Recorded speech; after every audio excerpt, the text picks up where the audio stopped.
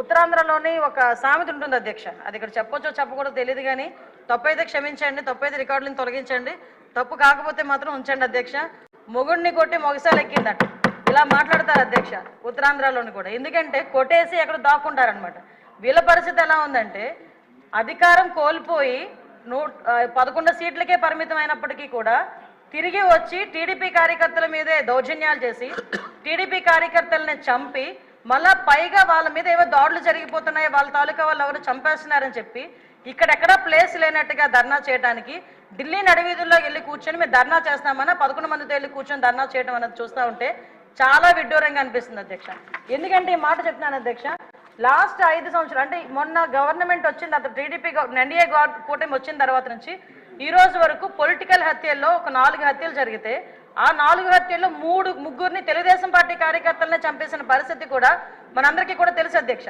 ఈ విషయాన్ని కూడా చాలా క్లియర్గా మేమందరం కూడా ప్రెస్లో కూడా చెప్పడం జరిగింది, విత్ క్రైమ్ నెంబర్స్ నేనైతే ఇవ్వడం జరిగింది అధ్యక్ష.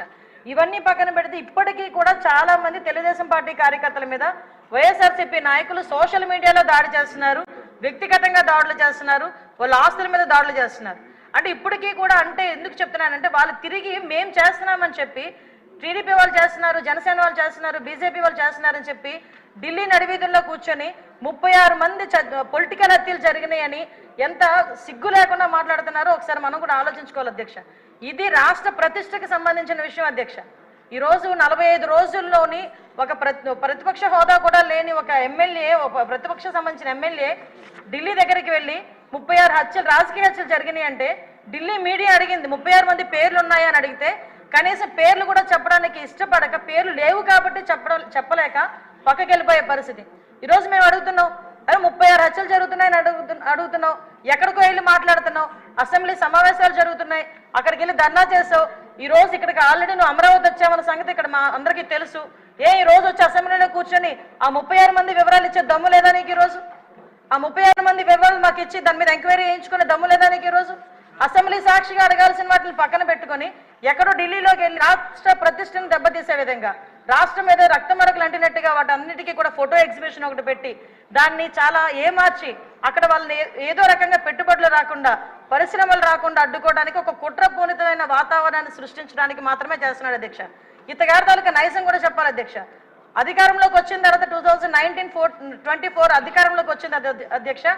ఎంత దారుణం అంటే అమరావతికి బస్సు యాత్రకి సాక్షాత్తు 14 సంవత్సరాలు ముఖ్యమంత్రి చేసిన చంద్రబాబు నాయుడు గారు బస్సు యాత్రకి వెళ్తే ఆ బస్సు మీద రాళ్ళు రువితే అధ్యక్ష, అప్పుడున్న సాక్షాత్తు డీజీపీ గౌతమ్ సవాంగ్ గారు భావ స్వేచ్ఛ ప్రకటన మాట్లాడిన సందర్భాన్ని కూడా ఈరోజు గుర్తు చేయాలి అధ్యక్ష. ఎందుకంటే ఆ రోజు శాంతి భద్రతలు ఎలా ఉన్నాయి, ఈ రోజు శాంతి భద్రతలు ఎలా ఉన్నాయి కంపేర్ చేయడానికి మీరు నాకు 5 నిమిషాలు టైం ఇవ్వాలి. ఎందుకంటే ఇది రాష్ట్ర ప్రతిష్టకు సంబంధించిన విషయం.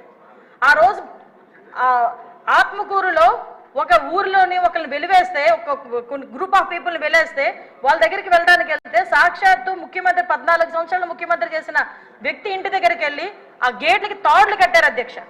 తాడులు కట్టడమే కాదు అధ్యక్ష, ఎల్జీ పాలిమర్స్ లో గ్యాస్ లీక్ అయితే వైజాగ్ వెళ్తే చంద్రబాబు నాయుడు గారిని వైజాగ్ ఎయిర్పోర్ట్ లోనే ఆపి ఎయిర్పోర్ట్ లో లిటరల్లీ చెప్పాలంటే దాడి చేశారు. ఆ విషయంలో మొన్న నన్ను విష్ణుకుమార్ రాజు గారు కూడా క్వశ్చన్ చేశారు అధ్యక్ష, హోంమంత్రి ఏం చేస్తున్నారు అని. గుడ్లు విసరడానికి, అతని మీద టమోటాలు విసరడానికి, ఆఖరికి అక్కడ నుంచి కనీసం బయటికి రానివ్వకుండా కూడా చేసిన పరిస్థితి కూడా కనిపించింది అధ్యక్ష. వీళ్ళు ఈ రోజు శాంతి భద్రతల గురించి మాట్లాడుతున్నారు అధ్యక్ష. ఇదే పవన్ కళ్యాణ్ గారు ఆ రోజు మన అమరావతి రైతుల గురించి అక్కడికి పాదయాత్ర కింద వెళ్తే ముళ్ళ కంచెలు అడ్డుగా వేశారు అధ్యక్ష.